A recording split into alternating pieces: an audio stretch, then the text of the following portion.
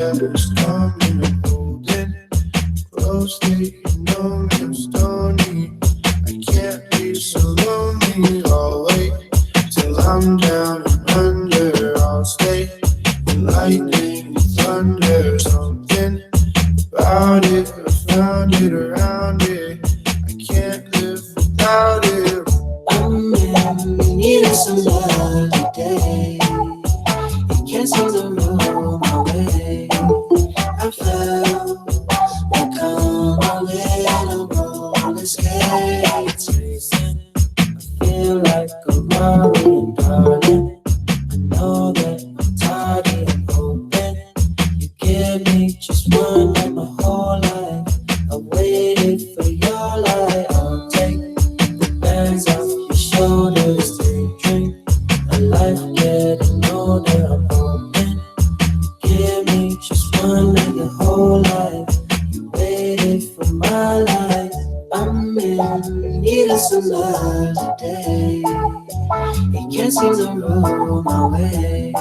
I felt like I'm rolling on roller skates. I've been all alone and I know you've been on my mind and I can't keep this off my chest and it goes on and on and on and on. Found you in my dream, rolling next to me, holding on my hand. Hoping this would never end. Now found you in my dream, rolling next to me, holding on my hand. Hoping this would never end. Now.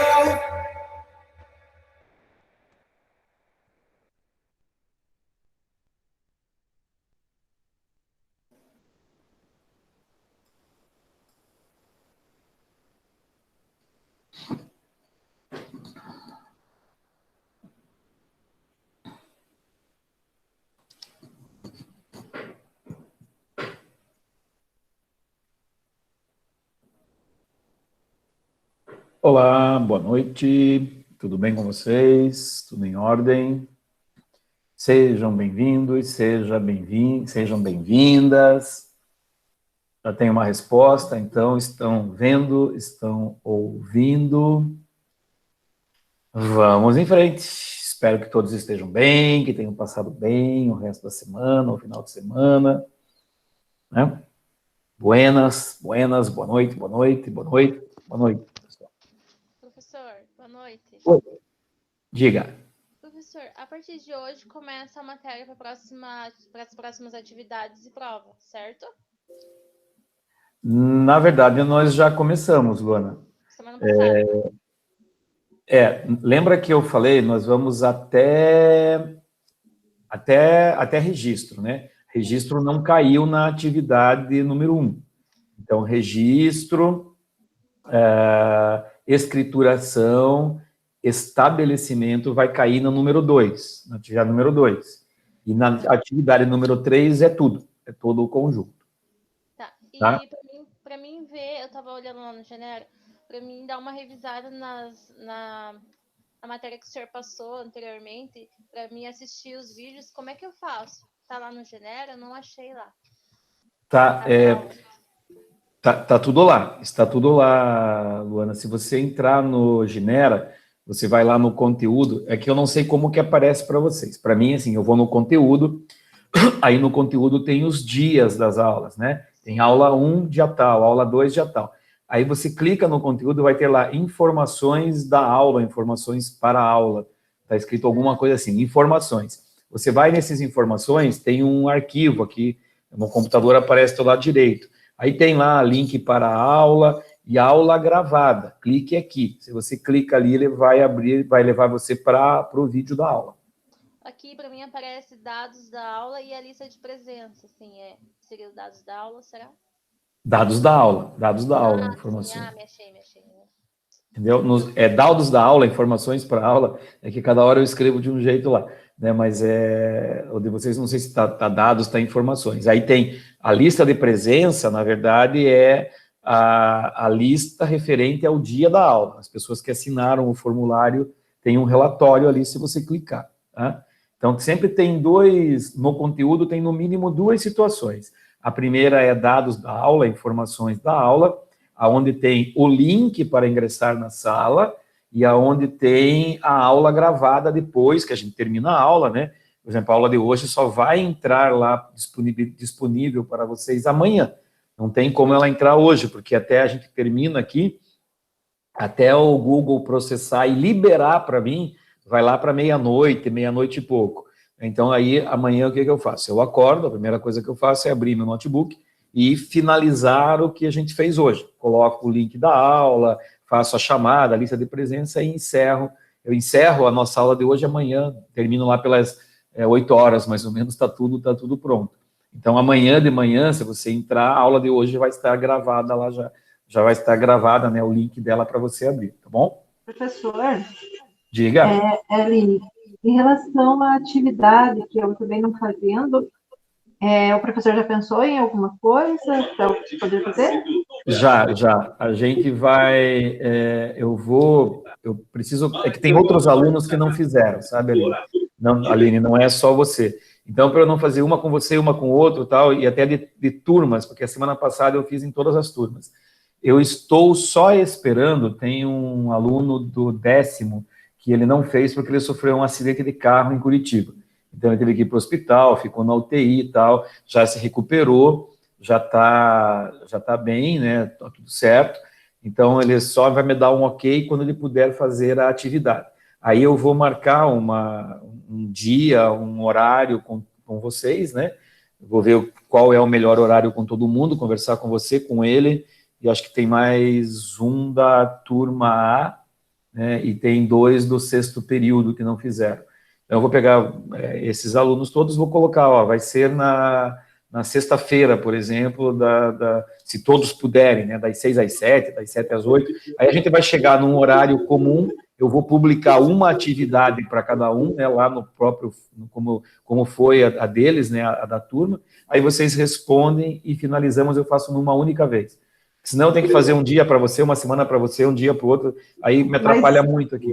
Mas vai avisar com um pouquinho de antecedência, né? Não, claro. Então tá bom, professor. Muito Pode ficar obrigada, tranquilo. tá? De nada, pelo menos uma semana de antecedência. Isso, obrigada. Por nada, pode ficar tranquilo.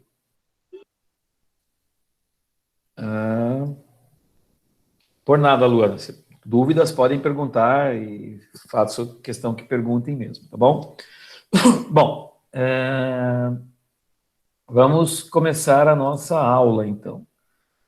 Não sei se vocês chegaram a perceber, mas eu fiz a correção da atividade com vocês na terça-feira. Nós fizemos na segunda, na terça eu fiz a correção.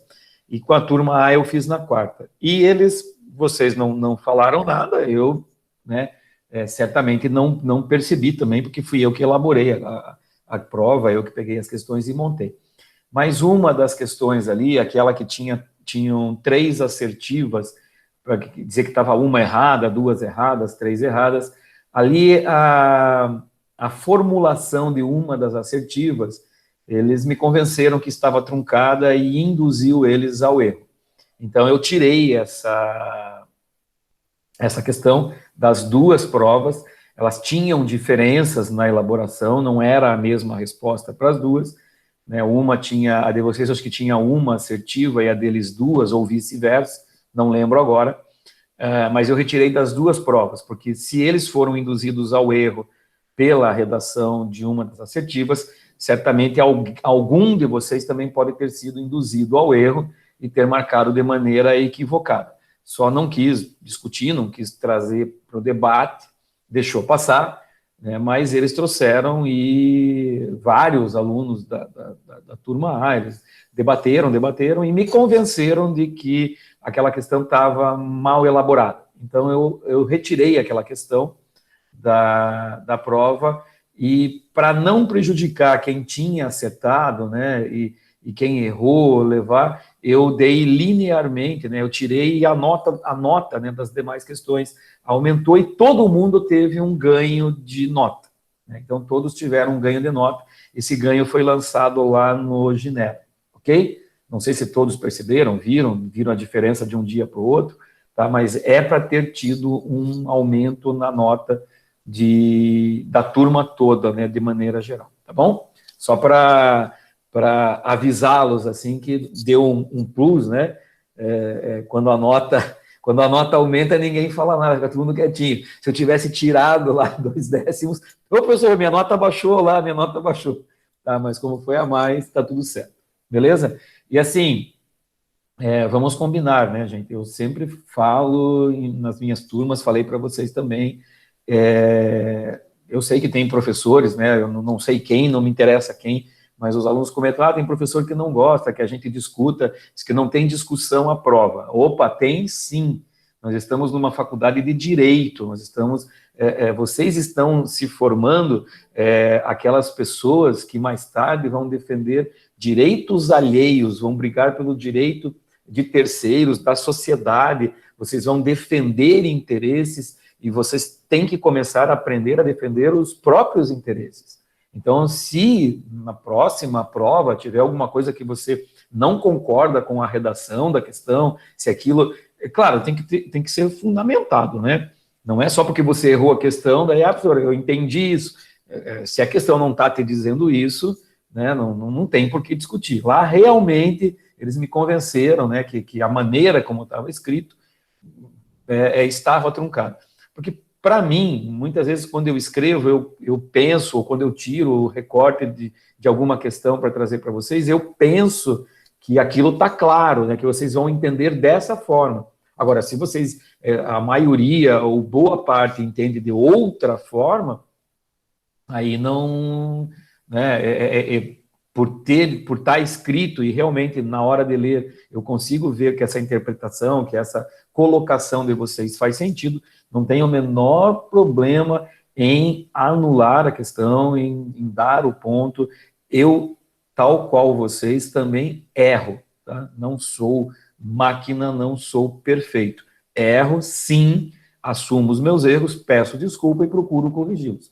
Tá? Tranquilamente, para mim não tem problema nenhum. Se tem outros colegas que não gostam de discutir, eu adoro discutir. Adoro debater, adoro, e a gente cresce com isso, tanto vocês quanto eu. Eu me aperfeiçoo e vocês aprendem e fixam o conteúdo com essas discussões. Então, se tiver alguma coisa na próxima atividade que vocês entendam que seja objeto de uma confusão, aí nós vamos debater, tá? Veja, não foi do produtor, Márcio, foi do... Eu não lembro, ela tinha eram os conceitos de empresário, né? Empresário é quem exerce pessoalmente, estava escrito. Agora, eu não sei se a prova de vocês era isso ou não, porque essa estava errada, porque não é pessoalmente, né? Aí eles me colocaram que também podia ser pessoalmente, porque a maneira que eu escrevi, né, empresário é quem exerce e tal. Aí eu não disse que era somente quem exerce, eu falei, pois mas isso é conceito, é amplo. Aí foi um debate longo, nós perdemos um bom tempo debatendo, e no final eu li a questão e realmente dei razão a eles. Que de fato, né, se eu não tivesse convicção ou certeza do que eu estava fazendo, eu talvez tivesse errado também. Então, para não... como eu digo, se eu prejudiquei um aluno que seja com a interpretação, e se me convencerem de que essa interpretação realmente foi o que levou a fazer a confusão, eu anulo, não tem problema. Já para ter um parâmetro, né, teve uma questão de outra turma em que eles precisavam do conceito de empresário para resolver, né? Vou explicar rapidamente aqui a questão era um caso que o juiz decretava a falência de uma sociedade cooperativa. Gente, falência é para devedor empresário. Tá? Falência é para devedor empresário. Regular ou não, registrado ou não, não tem problema, mas é para devedor empresário, só devedor empresário. A definição de falência é a execução concursal do devedor empresário insolvente. Aí nós estudamos tudo isso lá no Empresarial 3, a gente explica. Aí, a questão é, uma cooperativa pediu, o juiz pegou e decretou a falência da cooperativa. 100% da turma marcou que o juiz estava certo. A resposta é, o juiz acertou sim ou não? 100% da turma, o juiz estava certo. Como que o juiz está certo em decretar a falência da cooperativa se a cooperativa não é empresária? Aí não tem interpretação, não tem interpretação. Aí, sei lá, todo mundo marcou porque passaram a resposta, todo mundo esqueceu que cooperativa não era empresário, não tem nada de errado com a interpretação. Não é porque todo mundo erra que a questão está errada, né? Existem questões que realmente a formulação ela pode levar a induzir a um erro. Agora, aquela formulação era muito clara, muito nítida, não dá para discutir, né? Então, não é em qualquer caso que a gente vai anular. Mas, se você, né, acreditar e quiser debater, né, discutir com relação ao seu direito a ter a nota, pô, show de bola, vamos discutir e vamos crescer e aprender. Bom, então, só queria colocar isso para vocês nesse momento, para a gente entrar no nosso conteúdo de hoje. Alguém quer fazer alguma colocação, alguma coisa a mais? Não, podemos ir em frente. Só, o Márcio falou do produtor agrícola, né, Márcio? O produtor agrícola, né, ele só vai ser empresário se ele se registrar. Tenham isso na cabeça. O produtor agrícola, o produtor rural, né, não importa o tamanho, se é pequeno, se é grande, se é gigante, se exporta, se importa, não importa. Não importa o que ele faz. Ele só será empresário se ele se registrar. Então, lá no conceito de empresário, nós temos aqueles que estão incluídos, que são empresários, e independente de ter feito o registro ou não, porque eles são exercentes, né, ponto final. Existem aqueles que, mesmo exercentes, a lei excluiu, que são as cooperativas, os profissionais liberais, tal, esses a lei excluiu, e existe um só, né? Esse que a lei disse que depende. Ele pode exercer e não ser, pode exercer e ser, que é o produtor rural. Então, o produtor rural, o registro tem para ele a natureza constitutiva. Para os demais, o registro tem apenas cunho de atividade regular ou não. Ok? Bom, vamos em frente aqui agora, né, com o direito empresarial. Eu coloquei esse quadro aqui porque eu quero passar para vocês que tem um erro nele, nesse quadro sinótico do nome empresarial. O nome empresarial foi a última coisa que nós vimos, né, antes de fazermos a prova. Fizemos a prova, corrigimos e agora retomamos com as aulas, né? Semana passada foi um dia a atividade, outro dia a correção e não tivemos conteúdo. O conteúdo retornamos hoje. Mas antes, né, na semana retrasada, o nosso conteúdo foi isso. E tem um erro nesse quadro, eu percebi, por isso eu queria passar para vocês. Nome empresarial, daí tem 3 quadrinhos, denominação, denominação, firma e denominação. O primeiro quadrinho é firma, o segundo é denominação e o terceiro é firma e denominação. O que isso significa? Nome empresarial tem 2 espécies. Nome empresarial tem 2 espécies, tem a firma e a denominação.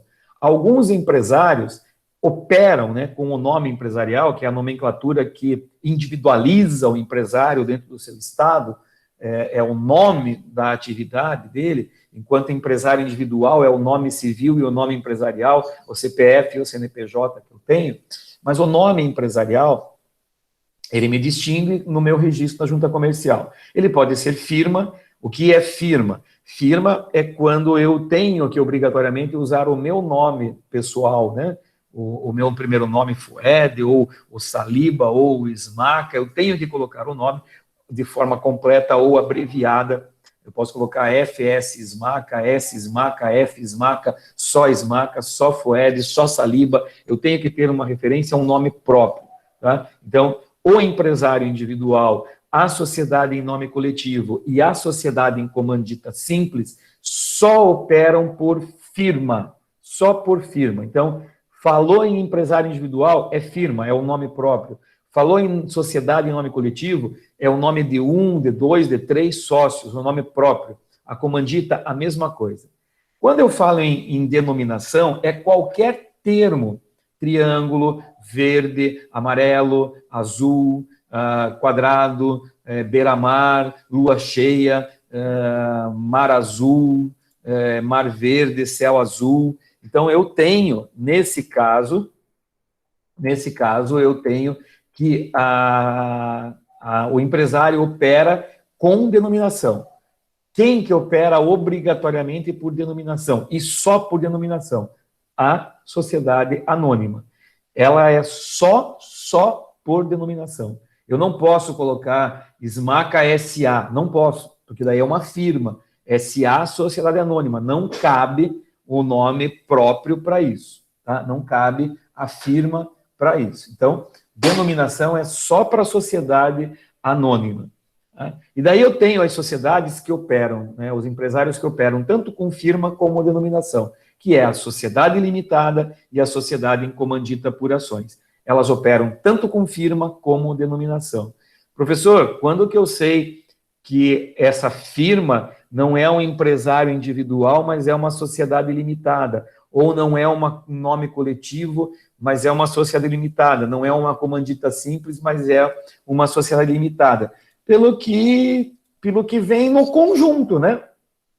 Por exemplo, se eu coloco SMACA limitada, SMACA LTDA, eu estou operando por firma. Mas o que vem depois? SMACA Transportes LTDA. O objeto é obrigado a colocar, né? SMACA Transportes LTDA. E SMACA Transportes. SMACA Transportes eu sei que é individual. Não tem nada. Não tem CIA, não tem SA, não tem limitada, não tem nada. Não tem Eireli, não tem nada. Então eu sei que é empresário individual. Se eu coloco SMACA Transportes Limitada, né, LTDA, eu sei que é uma sociedade limitada. Então, o restante do conjunto do nome vai me dizer o que é cada um deles, e nos nossos slides aí tem todos os exemplos para explicar isso, ok? Então, eu só queria passar para vocês aqui, revisando, que ali em cima, né, no primeiro denominação, você tem que trocar por firma. Eu percebi isso hoje à tarde, quando eu fui montar a aula, e não deu tempo de arrumar, então eu deixei como estava, e coloquei o slide na aula aqui para a gente poder falar sobre isso, tá? Firma, denominação, firma e denominação. Eu vou trocar lá no slide de vocês, vou arrumar e vou postar novamente lá no Ginera esse conjunto de slides, tá? Arrumando essa parte aqui. E eu já fiz assim uma revisão, arrumei algumas outras coisas também, tá bom? Essa primeira parte da matéria, ela está toda no Ginera. Todo o conjunto das regras gerais da empresa, do empresário, tudo que trata até todo o começo que a gente viu da história, até os auxiliares do empresário, estão no Ginera, nesse conjunto aí de 200 e tantos slides. Esse é todo o nosso conjunto do primeiro bimestre. Ok? Então, vamos em frente. Nosso penúltimo tópico é o estabelecimento empresarial. Estabelecimento empresarial. Primeira coisa que a gente tem na cabeça quando fala em estabelecimento, a primeira coisa que vem à cabeça, né? Acho que quem não leu o slide, quem não viu nada ainda, já pensa assim, estabelecimento é o local lá, é o prédio onde tem a empresa. Mas estabelecimento todo empresário tem. Se você é empresário, você tem estabelecimento. Não está desvinculado isso. Então, raciocinando, né, pensando de maneira lógica. Estabelecimento todo empresário tem. Estabelecimento e empresário são intimamente ligados, são indissociáveis. Eu não posso ter empresário se eu não tiver estabelecimento. Isso é regra geral. Se tem empresário, tem estabelecimento. E o seu João da pipoca que vende ali na esquina e não tem prédio nenhum? Então ele não tem estabelecimento? Tem, acabei de falar para você, pelo amor de Deus, se tem empresário, tem estabelecimento. Ponto final. Né? Ponto final. Tem empresário, tem estabelecimento. Ok?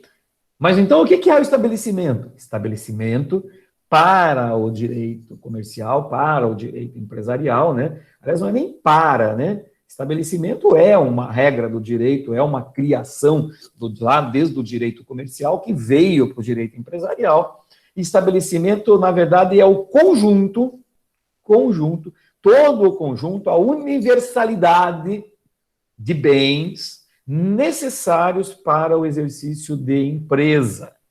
Então, todos os bens que eu necessito para prestar o serviço, para fabricar o produto, para comprar e vender mercadorias, para comprar insumos e transformar num produto acabado, tudo isso que eu preciso para esse exercício, eu chamo de estabelecimento. E aí, claro, se for o caso, entra o prédio, maquinário, móveis, utensílios, equipamentos, veículos, né, os imóveis, tudo isso entra no conjunto chamado de estabelecimento. Então, estabelecimento é esse conjunto todo. Se eu tenho um prédio, esse prédio, onde eu tenho as máquinas que produzem, então o prédio faz parte do estabelecimento.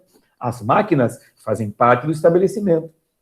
A matéria-prima que eu transformo faz parte do estabelecimento. As máquinas, os computadores, servidores, mesas, cadeiras, equipamentos de telecomunicações, centrais telefônicas digitais, analógicas, sei lá o quê, que são necessárias para a minha comunicação, para eu falar, para que a atividade esteja em operação, fazem parte do meu estabelecimento.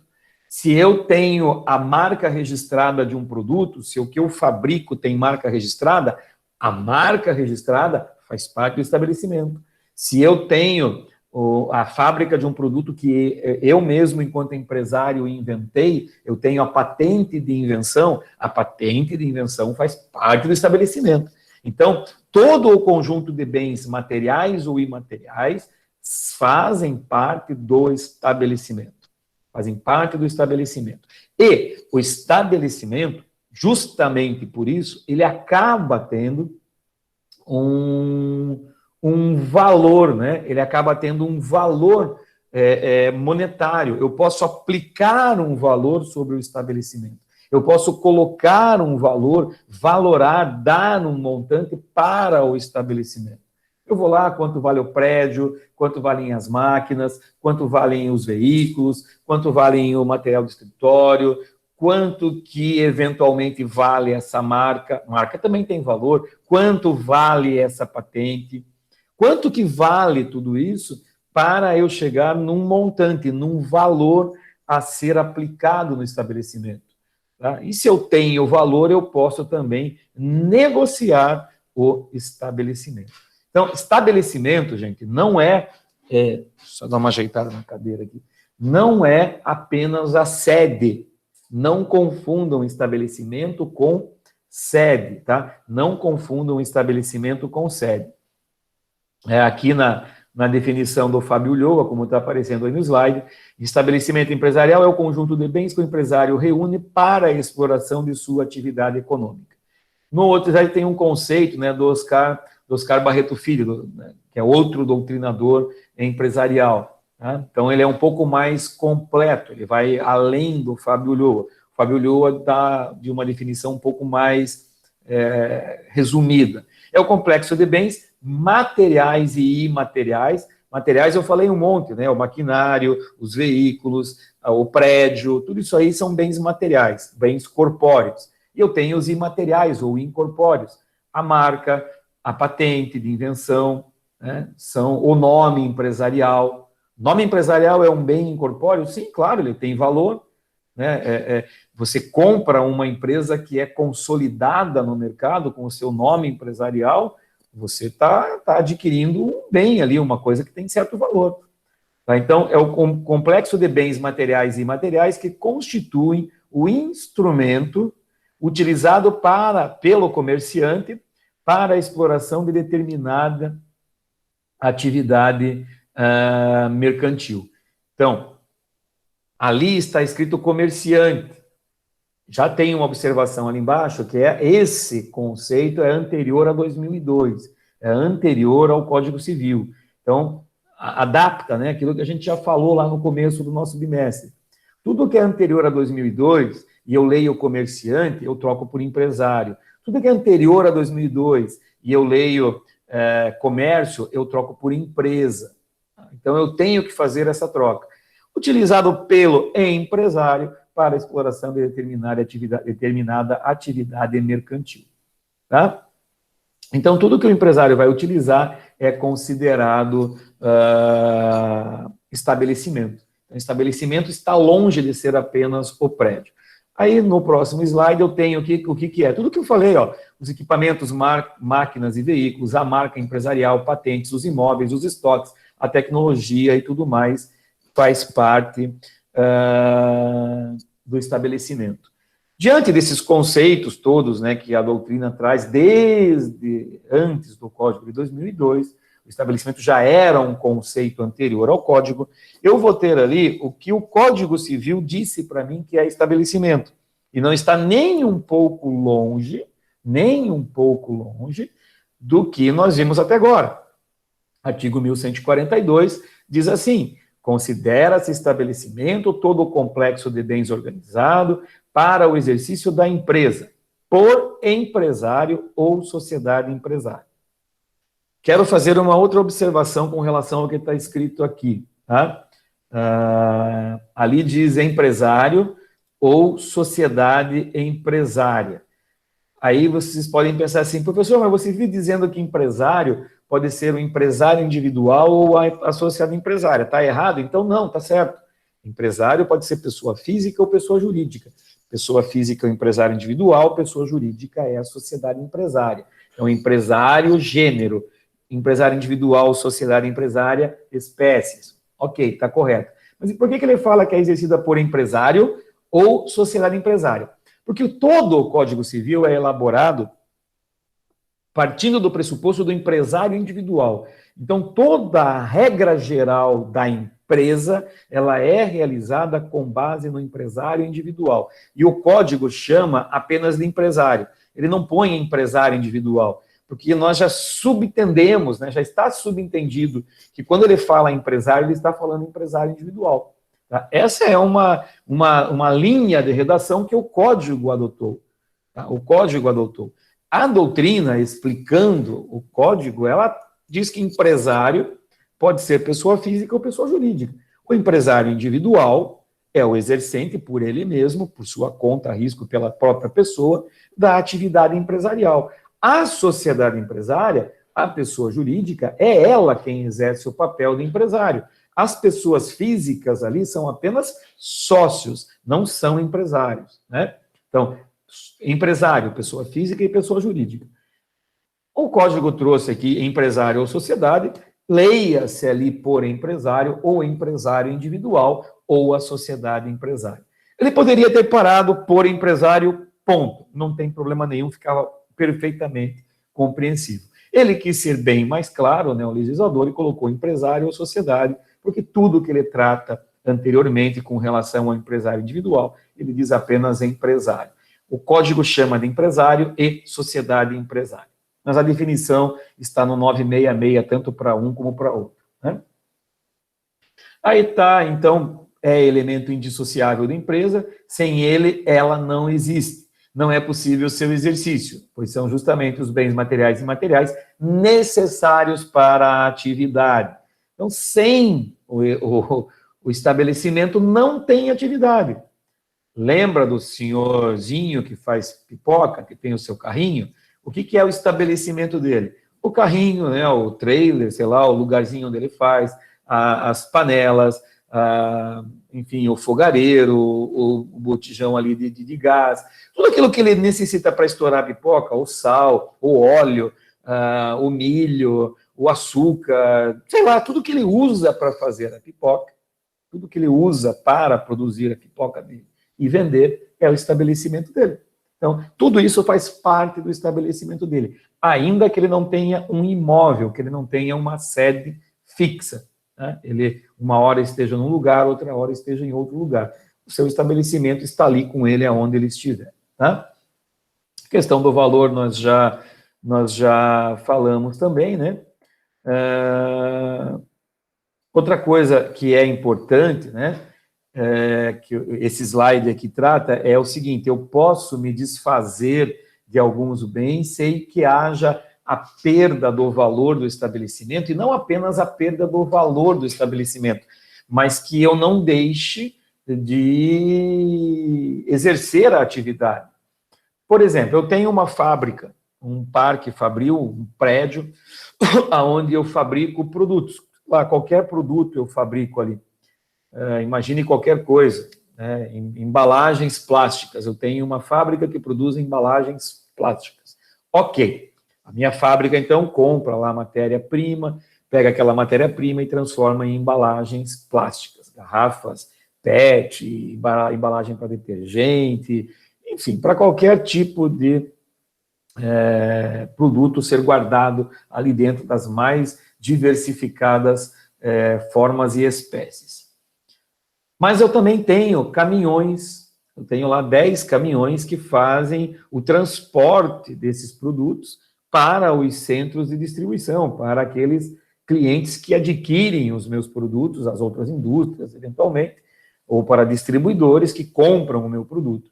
Então, esses caminhões, eles são estabelecimentos? Sim, são estabelecimentos. Eles estão ali, eles pegam o meu produto, carregam, vão lá, descarregam e o meu cliente fica atendido. Eu estou produzindo a matéria e estou entregando. Posso vender esses caminhões? Posso vender os caminhões sem nenhum problema. Vou perder a atividade? Não. Como que você vai entregar agora? Vou terceirizar, vou contratar uma transportadora, ela vem com o seu caminhão, carrega e entrega onde eu quiser. Pronto. Eu expandi, tenho que ir mais longe com as entregas, então não dá para eu manter caminhão, está muito caro, é mais barato terceirizar. Eu vendo uma parte do meu estabelecimento, são esses caminhões, eu negocio eles, eu passo para frente, eles não fazem mais parte do meu estabelecimento, mas a minha atividade continua. E querem ver mais ainda? Ainda assim, o meu estabelecimento não perdeu o valor. Eu vendi lá meus 5 caminhões e o meu estabelecimento tem o mesmo valor. A firma lá, a empresa que avalia, né, o estabelecimento, olhou meu estabelecimento, fez todas as análises, e é o mesmo valor do ano passado. Professor, você perdeu ali o patrimônio, você vendeu 5 caminhões, como é que não diminuiu o valor? Não diminuiu, porque isso não influenciou no conjunto do meu estabelecimento. Ele influenciou no meu patrimônio, mas não no meu conjunto do estabelecimento. Se eu quiser vender o meu estabelecimento, eu não vou somar os caminhões, as máquinas, o prédio, tal. É um cálculo feito numa universalidade dos meus bens. E daí entra uma série de outros fatores que vão agregar valor ao estabelecimento, mesmo sem ser estabelecimento, e outros, como nós vamos ver daqui a pouco, como aviamento e clientela, que fazem parte do estabelecimento, mas não são bens assim materiais palpáveis, né? Então, se o aviamento é muito bom, se a clientela é muito boa, se a marca é muito forte, ela tem muito mais valor do que os 5 caminhões. Os 5 caminhões é indiferente para o exercício de empresa. Então, é possível, sim, vender uma parte do estabelecimento e continuar com a atividade, como é possível, sim, vender uma parte do estabelecimento e ele não perder valor. Então, estabelecimento é o local onde eu exerço a minha atividade, ok?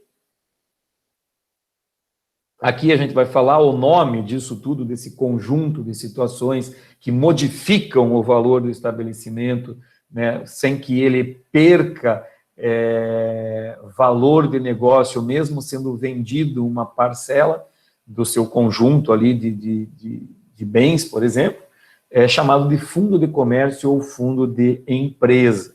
Tá? Então, tudo isso que tem ali é chamado de fundo de comércio ou fundo de empresa. Uma outra confusão que é meio normal de se fazer, agora que nós já vimos o que é estabelecimento, que já olhamos, né, que o estabelecimento é esse conjunto de bens, é o prédio, é a máquina, é o carro, é o equipamento, é a mesa, então estabelecimento é o patrimônio do empresário. Não. Não é o patrimônio do empresário. Estabelecimento não é o patrimônio do empresário. Por favor, não confunda patrimônio com estabelecimento, e nem estabelecimento com patrimônio. Por que isso, professor? Você falou que é tudo que o empresário usa para produzir. Sim, e o empresário pode ter patrimônios, pode ter outros bens que ele não usa para produção. Na aula passada, alguém lembrou que a farmácia Licei tem uma chácara de lazer para os empregados ali em Morretes, ali no fim da Serra da Graciosa. A chácara é usada para quê? Alguém vai buscar medicamento, vai tomar injeção? Não, é lazer. Tem alguma ligação com o exercício de empresa lá das farmácias? Não, não tem. Então, a chácara é patrimônio, sim, mas não é estabelecimento. Não é. Porque ela não serve, ela não tem ligação, não tem conexão com o exercício da atividade empresarial. Ok? Então, não confundam. O estabelecimento faz parte do patrimônio, mas não é o patrimônio. O patrimônio ele pode ir além do estabelecimento.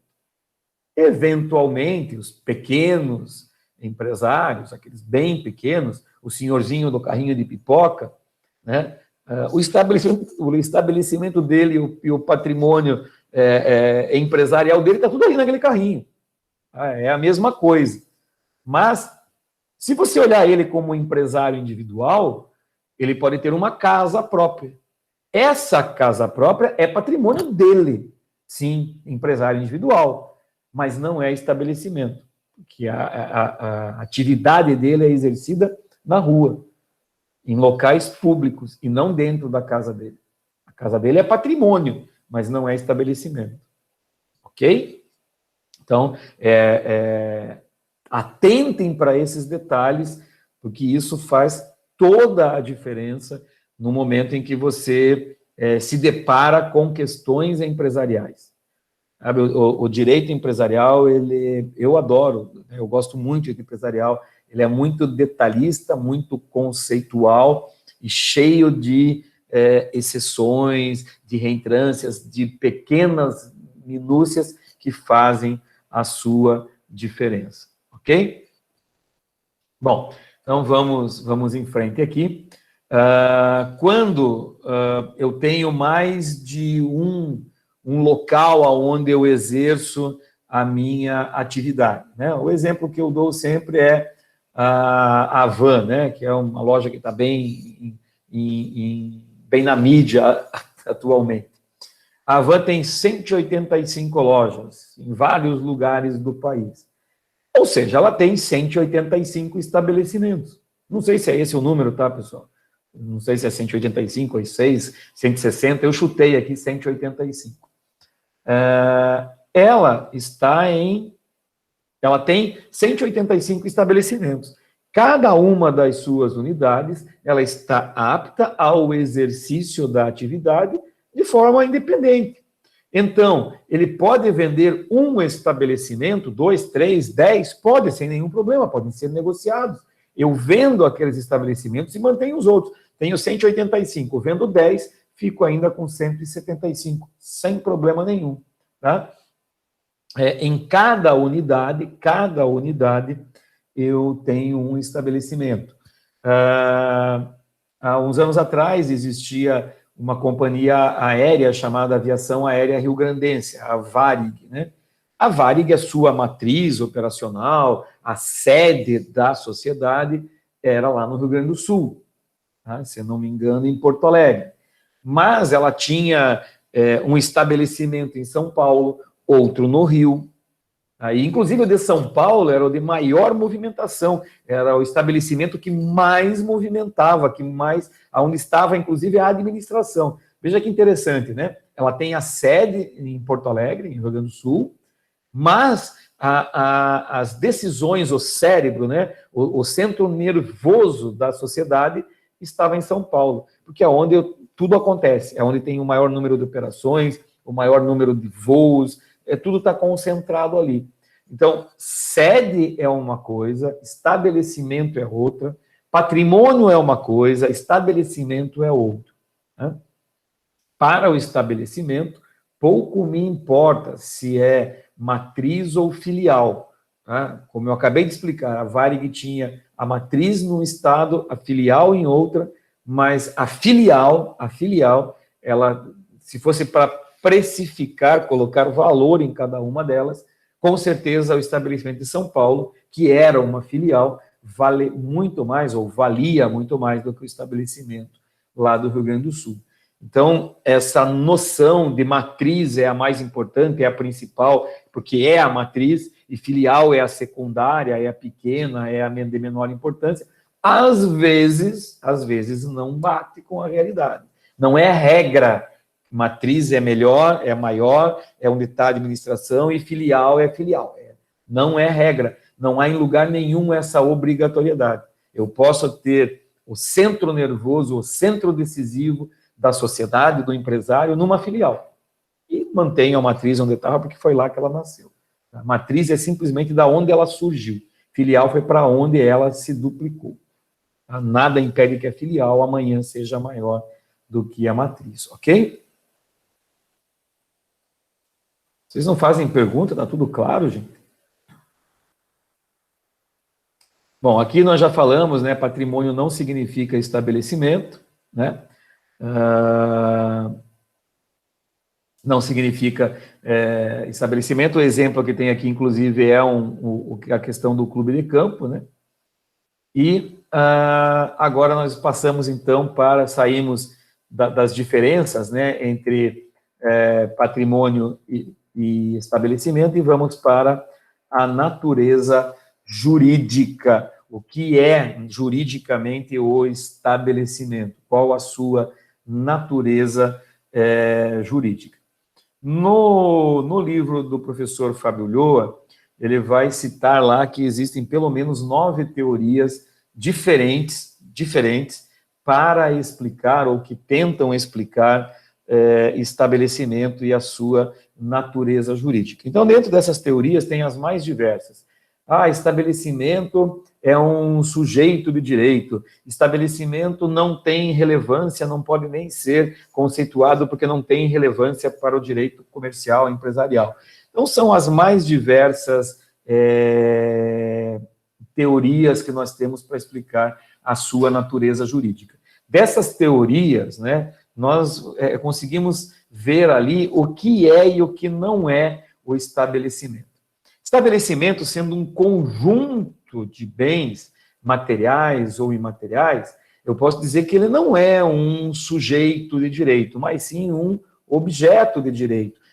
Acabei de falar que eu posso vender o estabelecimento, um pedaço do estabelecimento, eu posso negociar o estabelecimento inteiro. Então, eu posso trabalhar, ele tem valor, ele é precificado. Então, é um pouco distante dele ser um sujeito de direito. O estabelecimento não é alguém que toma decisões, que empreende, ele faz parte do empresário, né? Ele é um conjunto essencial e indissociável do empresário, mas não é ele quem faz alguma coisa. Necessita que o empresário atue através dos seus representantes, empregados, colaboradores, para que haja o exercício de empresa. Então, sujeito de direito, definitivamente, ele não é. Não existe na lei nada que resguarde o estabelecimento. Tá? Ele também, o que a gente pode afirmar é que ele é um bem, né? Um bem. Ele é um bem, ele pode ter um valor, um preço, eu posso precificar. Então, ele é um bem, sim, ou um conjunto de bens. E ele integra o patrimônio da sociedade. Essas são as 3 regras básicas, ou as 3 conclusões que se tira de todo aquele debate. São 3 posições que a grande maioria das 9 teorias concorda e aponta para essa direção. Então, a partir daí, o doutrinador, o jurista Barreto Filho e o professor Fábio Ulloa, eles, para definir a natureza jurídica, eles se socorrem das teorias de universalidade, ou as teorias universalistas. Não sei se vocês viram lá em Direito Civil 1 ou 2, tá? O que é uma universalidade? O que é uma universalidade? Universalidade, gente, é aquele conjunto de coisas que, na verdade, vira uma coisa só. Como a gente dizia lá na escolinha antes, lá no primário, no segundo grau, no fundamental, no ensino médio, né? o coletivo, né? É o coletivo daquilo, ok? Um coletivo de livros é biblioteca. Então, uma biblioteca, o que que é? Uma universalidade, ok? E essas teorias, essa teoria, né, da universalidade, ela gera duas teorias menores. Uma que diz que existem universalidades de fato e universalidades de direito. Qual a diferença entre a universalidade de fato e a universalidade de direito? A universalidade de fato é aquela que depende da minha vontade, depende da manifestação da minha vontade em colocar as coisas num determinado lugar e criar essa universalidade. Por exemplo, a biblioteca, que eu acabei de falar para vocês. Eu vou adquirindo livros, colocando esses livros em lugares arrumados, organizados, e eu passo a ter, então, agora, nesse conjunto todo, uma biblioteca. E veja, às vezes, essa biblioteca, se você pegar ali um preço individual de cada livro e for vender, você chega num valor de 10 dinheiros. Mas se você for vender a biblioteca como um todo, ela pode valer 50 dinheiros. Porque daí tem todo um conjunto que envolve essa situação. Então, isso é uma universalidade de fato. Ela decorre de um fato que vem da manifestação da vontade do indivíduo. A biblioteca é uma delas. Uma coleção de miniaturas é uma universalidade. A coleção é uma universalidade. Ele pode ter um valor, essa coleção, que, se você somar todos as miniaturas, não atinge o valor da coleção como um todo. Pode ser diferente. Tá? Isso é universalidade de fato. Eu escolho colocar as coisas dentro do meu coletivo e ter essa universalidade. Já a universalidade de direito é aquela em que a lei determina que isso é uma coisa universal, que ele é uma coisa única. Por exemplo, o espólio. Nós vimos lá em Direito das Sucessões, no 6º período, né? O que vem a ser espólio? Espólio é o conjunto de bens, direitos e obrigações do falecido. Então, todos os bens, suponha que o cara que morreu tinha uma quantidade imensa de bens. Suponha isso. Ele faleceu, tinha muitos imóveis, muitos móveis, muita coisa, muita coisa mesmo. Tudo isso forma o espólio. Além desses bens, ele ainda tinha direitos, né? Tinha debêntures, tinha ações, tinha patentes. Então, também são direitos, são patrimônios que ele tem e vai para dentro do espólio. Então, quando eu falo de espólio, eu falo de uma universalidade, de uma coisa única. Isso é universalidade. No espólio é bens, direitos e obrigações, as dívidas, né, os contratos que ele tinha que cumprir, vai tudo lá para dentro. Então, essa universalidade, ela não é formada pela vontade de ninguém, mas por uma determinação legal. Então, eu digo que essa é uma universalidade de direito. Eu posso ser nomeado mais tarde, né? Porque o espólio surge imediatamente com a morte, porque é ali que se abre a sucessão. Então, aberta a sucessão, forma-se o espólio, que é a reunião de todos os bens, direitos e obrigações do decujus. Fiz isso, porque a lei assim determina. Mas depois eu sou nomeado inventariante, eu não posso dizer para o juiz, olha, excelência, nós vamos tirar aqui do espólio essas 2 chácaras, esses carros, isso aqui não faz parte do espólio. Eu não posso fazer isso, porque são bens do falecido e que formam, por determinação legal, o espólio, a universalidade de bens, né, que é uma universalidade de direito, é criada pela lei. Então, baseado nessas 2 teorias e em todas as outras que foram estudadas pelo Fábio Ulloa e pelo Oscar Barreto, eles chegam à conclusão de que a natureza jurídica do estabelecimento é dada na forma de uma universalidade de fato. É uma universalidade de fato. Por quê? Porque a lei não determina o conteúdo do estabelecimento, o que tem que fazer parte do estabelecimento, o que não tem, que parcela do patrimônio vai ser usada, que não vai, o que você vai adquirir, se você vai comprar um imóvel para montar a sua indústria, o seu comércio, ou se você vai alugar. Então, não há uma regra geral que balize o estabelecimento como um todo. Não há isso, não existe. Existem, sim, normas técnicas que regulam a colocação de máquinas, para nível de segurança, se você tem que ter extintor, não tem que ter extintor, se precisa ter um hidrante para combate a incêndio, escada, saída de emergência. Isso são normas técnicas que definem, né, a partir da atividade que você tem, elas serão definidas pelos órgãos competentes. Vigilância sanitária, eu tenho uma série de coisas aí que envolvem o meu estabelecimento, mas não é uma regra geral, não é uma linha geral. Olha, para ser estabelecimento, os imóveis próprios, são as máquinas próprias. Eu posso ter máquinas de leasing, eu posso ter uma série de coisas. Tudo faz parte do estabelecimento, tudo faz parte do fundo de comércio. Mas, eventualmente, podem ser escolhidos pelo próprio empresário. Aquilo que ele vai adquirir para compor o seu estabelecimento.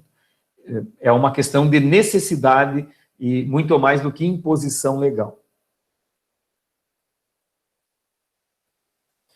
A Vale está fazendo uma pergunta aqui, que estava vendo hoje sobre uma criação de empresa para administração de bens. Isso seria uma universalidade de fato? Veja, não é uma universalidade de fato, porque esse conjunto dos bens que serão administrados, eles não formam uma unidade. Eu posso ter bens de uma pessoa, tá lá é dessa pessoa, que não se misturam com os bens de outra pessoa. Tá? Eu não sei qual é o modelo dessa administração de bens, né? Porque a gente tem administração de bens criadas para blindagem patrimonial. É outra coisa daí, Ivan. Aí eu até posso, que são bens de uma única pessoa, por exemplo, eu sou um político, aí eu posso dizer, até posso supor que é uma universalidade. Eu vou dar um exemplo aqui. Eu sou um político muito famoso, chego a ser presidente da República, mas como o político está sempre na corda bamba, o que eu faço? Eu pego o meu patrimônio, ou boa parte do meu patrimônio, e coloco em nome do meu filho de 10 anos. Então, meu filho de 10 anos tem um monte de patrimônio dele ali, mas meu filho tem 10 anos, né? Ele não tem noção de comprar, vender, adquirir, alugar, administrar esses bens. Ok? Certo, ok. Então, eu faço o quê? Eu crio essa administração de bens, pego todo o patrimônio dele e coloco nessa administradora de bens. Esse patrimônio dele, esse conjunto patrimonial dele, aí eu diria assim que até independentemente de estar ou não na administradora, né, mas o patrimônio de uma pessoa é uma universalidade de bens, né, uma universalidade de fato, porque eu escolhi adquirir aquilo. Mas a administradora, ela administrando aqueles bens que ela administra, ela não tem a universalidade, porque ainda que ela administre só os bens daquela pessoa, por ser uma empresa, né, por ser uma atividade empresária, ela está livre para administrar outros bens, outras universalidades de outras pessoas. Não sei se eu me fiz claro. Como empresa, se eu entendi a sua pergunta, se colocou ali bens próprios, o patrimônio dessa pessoa é uma universalidade, mas a administradora, ela gere, né, ela administra essa universalidade, mas não tem sentido em dizer que quando vai para a administradora, vira uma universalidade. Sim, existe uma empresa para administrar bens, ela pode administrar bens próprios só de uma pessoa, mas nada impede que ela possa administrar outros bens também. Tá? Faz-se isso para quê? Para blindar patrimônio, porque eu que sou o cara, né, de vários cargos políticos, tal, eu posso a qualquer momento sofrer algum revés e ter meus bens bloqueados. Como os meus bens estão em nome do meu filho é meu filho, eu sou eu, a boa parte dos meus bens ficarão livres, né? Isso a gente usa para blindagem de patrimônio, né? Isso é usado para grandes políticos, para grandes empresários, né? Você oculta patrimônio em cima dessas administradoras. Você passa para o nome de outras pessoas já e coloca ali. Pode ser também, né, para herança, como você colocou ali, sim. Já está no nome dos meus herdeiros, eu tenho usufruto e administração. Então, eu administro, né, faço o que tem que ser feito. Ao final das contas, né, quando eu vier a falecer, não tem inventário para fazer nada para mim. Né, o bem já é deles. Né? Não, isso também é perfeitamente possível. Eu tenho esses dois recortes, esses dois vieses para a administradora de bens. Mas veja, eu não vejo como na administradora ele se torne essa universalidade de fato. Ele não vai se tornar. A universalidade de fato é o patrimônio. Patrimônio, quando eu falo patrimônio, eu estou colocando bens, direitos e obrigações ali dentro também, né? Patrimônio líquido é o bens e direitos menos as obrigações. Ok? Pessoal, eu vou colocar aqui... o patrimônio da empresa também é uma universalidade, mas a definição de estabelecimento, que é o que nós estamos vendo aqui, também é uma universalidade desses bens, só que esses bens eles são específicos para o exercício da empresa. O patrimônio pega a chácara de lazer, o estabelecimento não pega a chácara de lazer. Tá? Eu vou colocar uma hashtag aqui agora e a palavra início. Quando eu colocar isso, por nada, qualquer dúvida pode perguntar, tá? Não só você, os demais também. Eu vou colocar uma hashtag e a palavra início. Quando eu colocar isso aqui, vocês vão dar um alô, vão escrever alguma coisa, qualquer coisa no chat da nossa aula aqui, tá bom? Isso é para verificar se vocês estão acordados. Vamos lá. Início. Eu coloquei o início, apareceu, você põe presente, oi, estou aqui, tudo bem? Aula ruim, aula boa, põe qualquer coisa. O que importa é que apareça o seu nome. Isso aí, vamos lá. Irra, vale tudo, estou aqui, presente, vale tudo, vamos lá. Quando parar de subir aqui, eu ponho o fim e encerrou a nossa conversa aqui pelo... Opa, boa noite, é isso aí, qualquer coisa. Caroline, Luiz, boa noite a todos, que estão me dando boa noite, boa noite.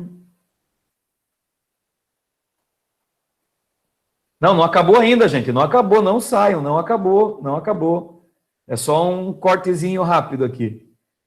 Calma lá, não acabou. Não é para dar tchau, não. Né? E terminamos. Quem colocou, colocou. Quem não colocou, não coloca mais.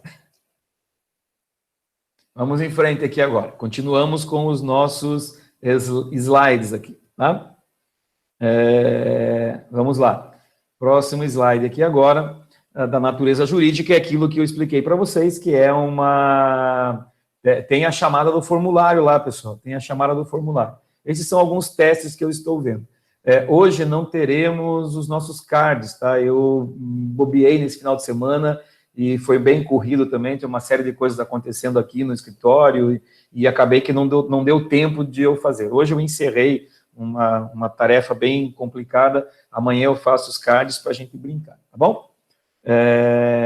Mas não saiam que nós temos a chamada do formulário ainda, tá? Então, a universalidade dos bens é isso, tá?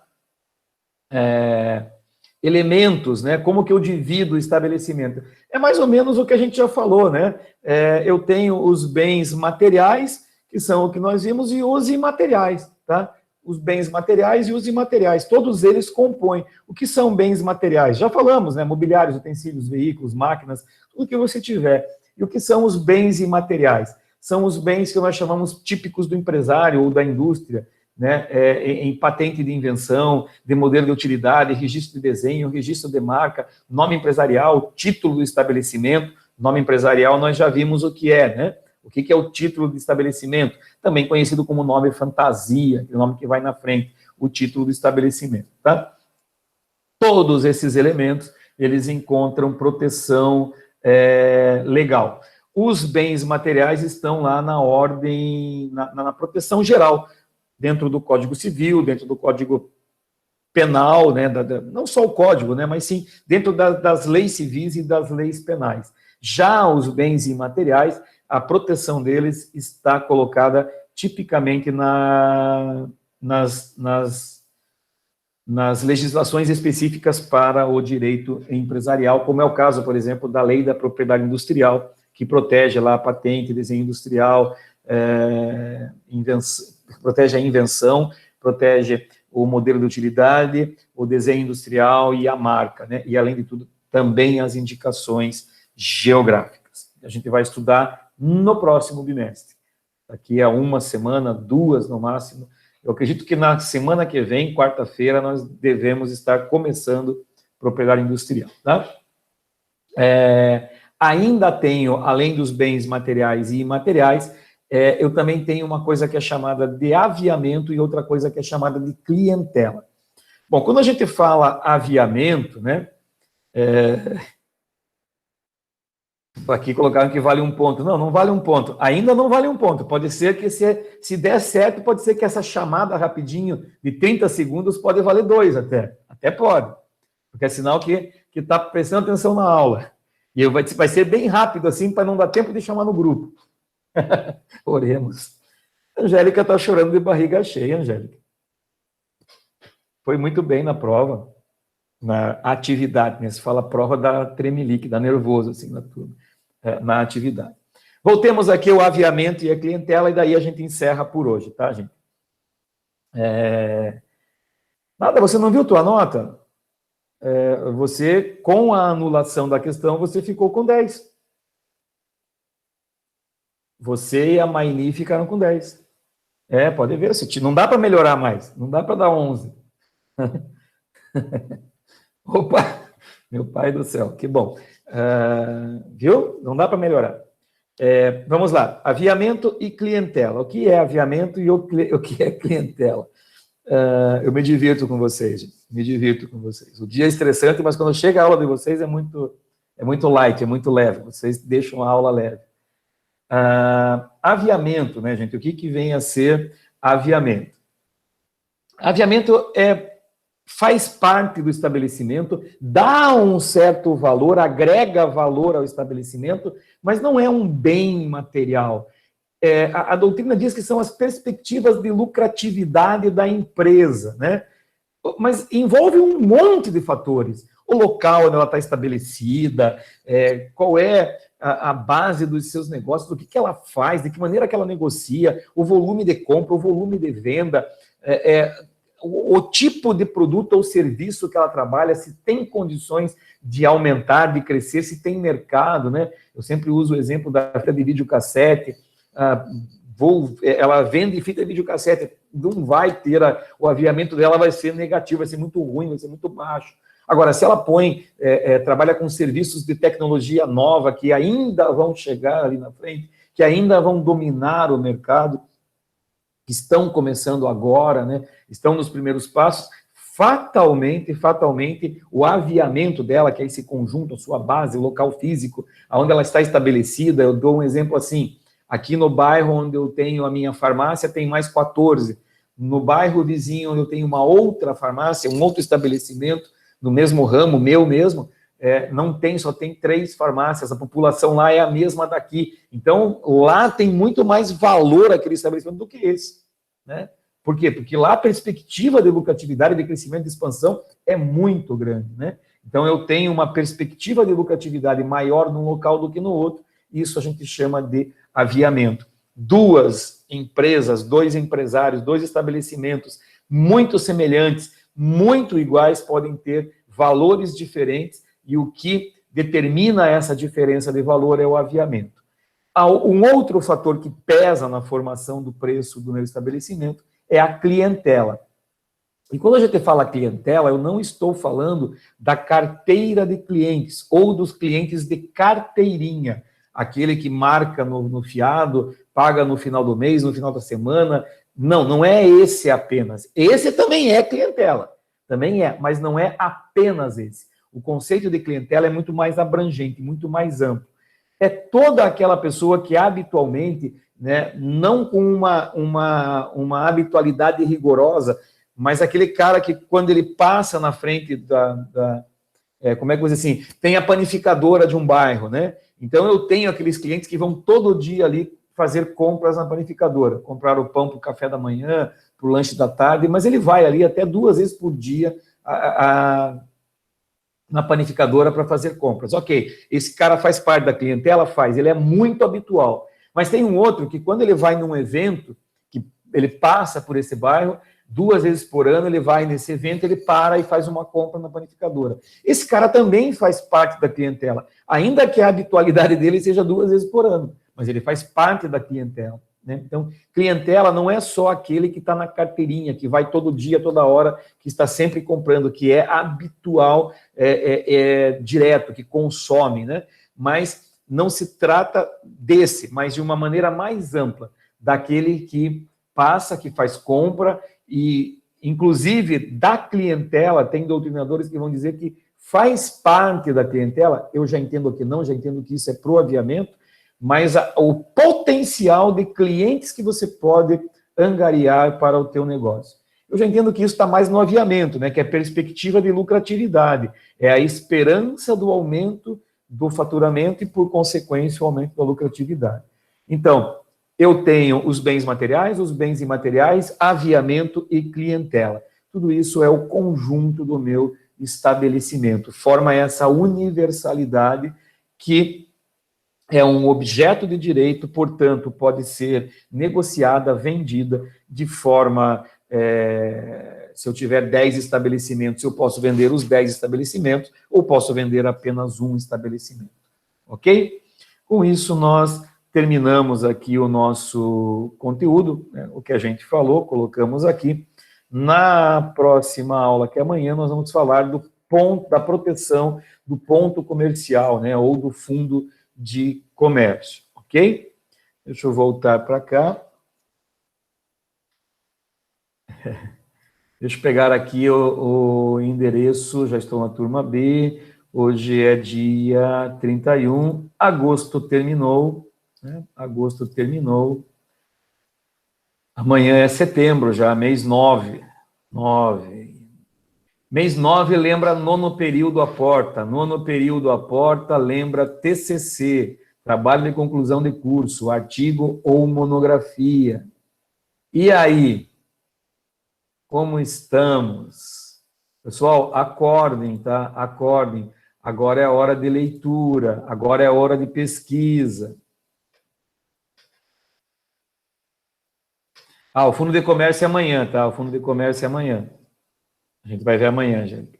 O que é o fundo de comércio e a sua proteção. Tá? Eu falei para a turma, para o pessoal da turma A ali sobre o TCC, eles entraram no assunto. Pessoal, agora é a hora de leitura. Eu dou o conselho sempre, eu sei que vocês não seguem, né? Mas é a minha obrigação, eu faço. Agora não é a hora de pensar em tema, recorte de tema, delimitação de tema. Se você não leu nada sobre o assunto, não fez nenhuma pesquisa até agora, o que você vai fazer? Você vai ler qualquer tipo de artigo, o mais simples possível, né, para poder ter uma ideia do que você quer falar. Escolha primeiro o assunto.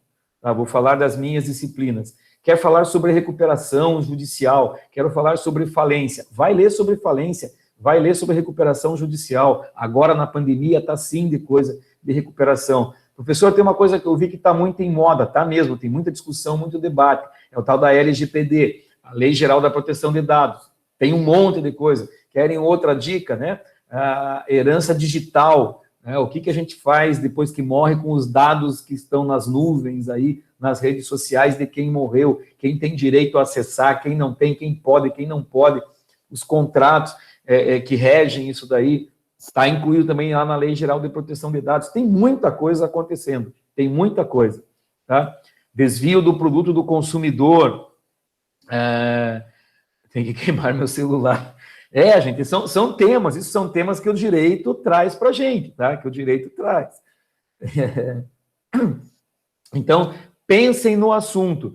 Quero falar sobre... Ó, a Marcela já colocou desvio do produto do consumidor. Vai em direito do consumidor, problemas com produtos, e vai lendo isso.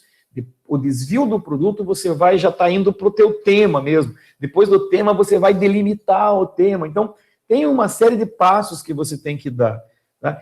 Quem não tem ideia de nada ainda, pensa numa área, pensa em um assunto e começa a ler sobre esse assunto. Vai ver daí quais são as dificuldades, se tem material, se não tem material. Gente, se você fizer, a TCC é muito simples, é um trabalho. Se você fizer a leitura agora, tá? Definir o assunto, mas no comecinho do ano que vem ali, quando começarem as aulas, você definir o teu tema, você só tem que delimitar o teu tema e fazer muito bem feito o teu projeto. Se você fizer esses passos, né? Escolher o assunto, o tema, delimitar o tema e fizer um bom projeto, a escrita do teu trabalho é muito simples. Muito, muito simples mesmo. Tá? Então, é um conselho. Como eu disse, a maioria não faz, né? A maioria não segue. Mas a minha obrigação é estar aqui para ajudar vocês. Tá bom? Foi o link do nosso formulário. Sei que vocês correm assinar e já vazam, já vão embora. Então, ó, um beijão no coração para vocês. Cuidem-se. Tá, beleza, beleza. Vê se ele consegue pelo menos assinar aí agora o formulário, tá bom? Pede para ele lá, tá bom? Beleza, pessoal. Boa noite, descansem, durmam bem hoje, sonhem com os anjinhos e amanhã nós estamos aqui na mesma hora. Tá, eu vou marcar aqui daí, Lucas, e lanço para ele pelo menos uma presença, tá bom? Boa noite, gente. Boa noite, boa noite. Descansem. Vamos lá, já foi embora um monte de gente aqui.